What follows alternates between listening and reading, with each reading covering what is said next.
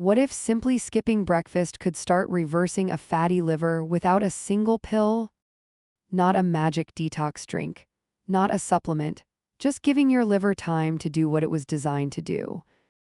In this video, we're going inside your liver hour by hour, from the moment you stop eating to the moment it turns into a fat-burning, self-cleaning machine.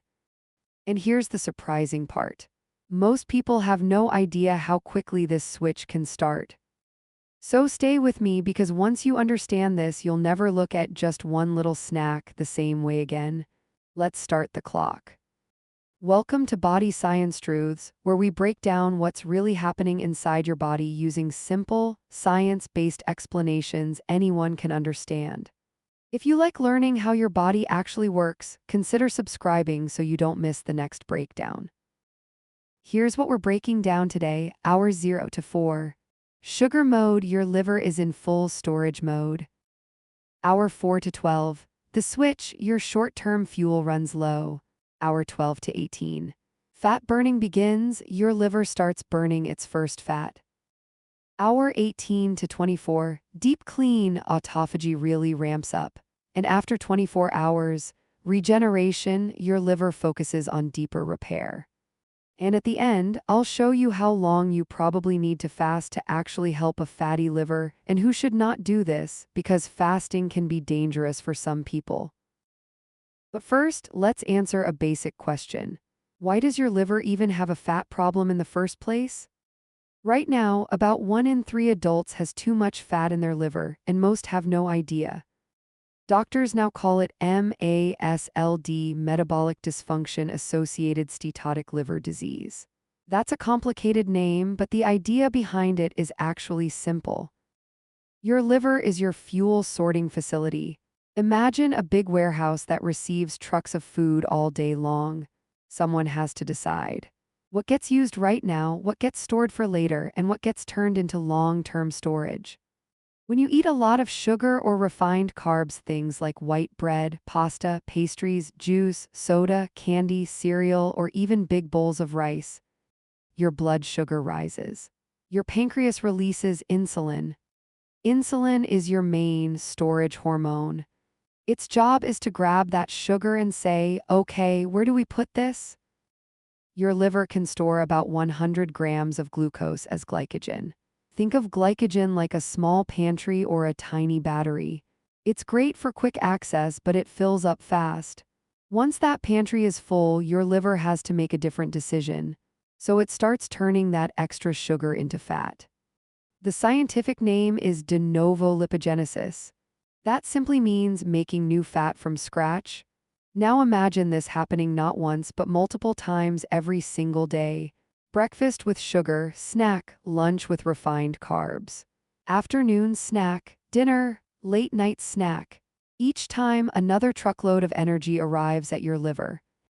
And if your muscles and glycogen stores are already full, your liver keeps doing the same thing, turning more and more of that extra sugar into fat and storing it inside its own cells. Over months and years, fat droplets build up inside your liver cells.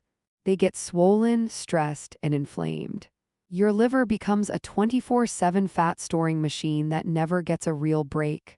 The result? Fatty liver. The good news is, fasting is essentially that break. It's like saying to your liver, all right, no new trucks today. Let's clean up what's already in the warehouse. So let's walk through exactly what happens step by step when you stop eating. Hour 0 is your last bite of food. Maybe you just finished dinner at 7 p.m. Maybe you stopped eating at 9 p.m. That moment is when the clock starts. For the first 2 to 4 hours after that, you're in what scientists call the fed state. Glucose from your meal is still entering your blood. Insulin is high. Your liver is topping up glycogen and turning some of the extra energy into fat. Think of insulin here as a big red light on fat burning. As long as I'm around, you are not burning fat. If you eat every 2 to 3 hours, breakfast, snack, lunch, snack, dinner, snack, you basically live in this state all day long. There is almost never a moment when your liver is not dealing with incoming energy. Around 4 hours after your last meal, digestion is starting to wind down. You're not putting much new energy into your bloodstream anymore. Insulin begins to drop, and that drop is the key that unlocks the next phase. Another hormone called glucagon quietly starts to rise. Glucagon is like insulin's opposite. When it shows up, it tells your liver, okay, there's no more food coming in right now. Start releasing the energy you stored earlier. Your liver begins breaking down glycogen, its stored form of glucose, and releasing it into your blood to keep your brain and muscles running smoothly. At this point, between about 4 and 10 hours, you're still mostly running on sugar. Fat burning is waking up, but it's not the main energy source yet. Think of this as your body working through the leftovers from your last meal. By about 10 to 12 hours, that glycogen pantry is getting low. Not completely empty yet, but low enough that your body needs to plan ahead. Now your body has to answer a big question. Do we keep trying to run on sugar, or do we finally switch to burning fat? And this is where things start to get really interesting. With glycogen almost gone and insulin nice and low, your fat cells finally get a green light. They start releasing stored fat into your bloodstream. Those fatty acids travel straight to your liver. Your liver then converts part of that fat into ketones, a clean fuel that your brain and muscles can use very efficiently. This process is called ketogenesis. Simple version, your liver is taking stored body fat and turning it into a usable fuel. At the same time, another powerful process wakes up, autophagy. Autophagy literally means self-eating. When food is always available, your cells focus on growth and storage. But when you stop eating, they switch into repair and recycling mode. They start breaking down damaged proteins, clearing out broken cell parts, and using that junk as fuel. Inside your liver, there's a special form of this called lipophagy, fat eating. Your liver cells begin breaking down some of the stored fat droplets inside themselves and using that fat for energy. So now, somewhere between 12 and 18 hours of fasting, several things are happening at once. Insulin is low. Glycogen is getting used up. Fat burning has switched on. Ketones are being made. And autophagy and lipophagy are helping your liver clean house from the inside. By around 16 to 18 hours for many people, you are in solid fat burning mode. There's less new fat being stored. Old fat inside the liver is being used, and early signs of inflammation may begin to improve. Between about 18 and 24 hours, your liver gets more and more comfortable running on fat and ketones. This is what people mean when they talk about metabolic flexibility. Your body can smoothly move between burning sugar and burning fat, instead of being stuck in sugar burning mode all the time. During this window, autophagy and lipophagy continue quietly in the background, breaking down damaged components, clearing out some of the built-up junk, and using stored fat as fuel.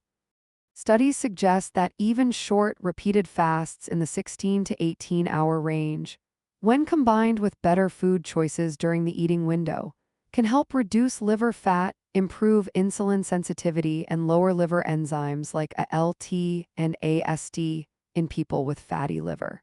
Now, what happens beyond 24 hours? Once you cross a full day without food, you're moving into deeper territory. Autophagy can increase even more. Your liver continues burning fat, making ketones, and clearing out damaged components. Some early research suggests that longer fasts done properly and under medical supervision may further reduce liver fat, improve metabolic markers, and give your liver a longer reset period. But this is not a casual thing to try. Longer fasts are powerful, but they're not for everyone, and they're not where most people need to start. So let's bring this back to you and make it practical.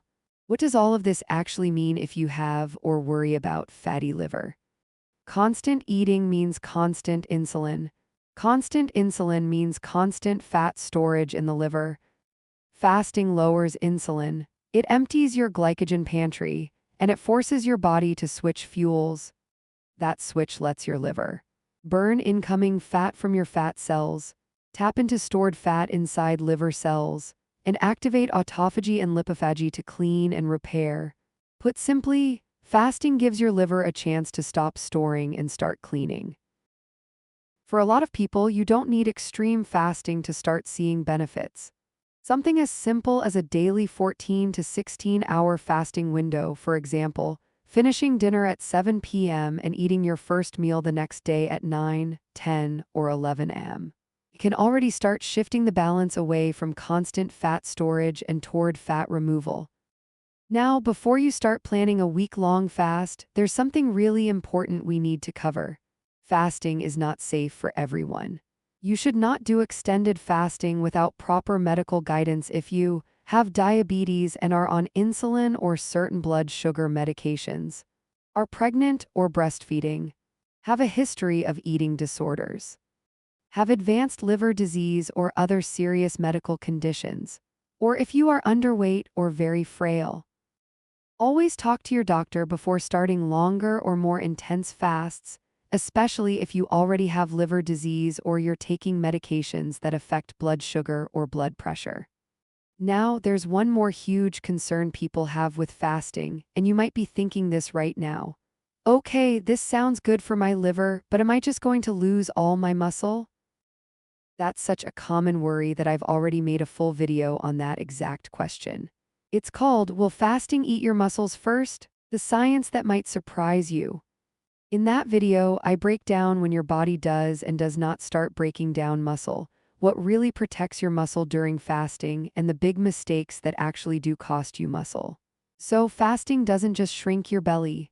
Done right, it lets your liver switch from an overloaded fat-storing warehouse to a fat-burning, self-cleaning repair factory.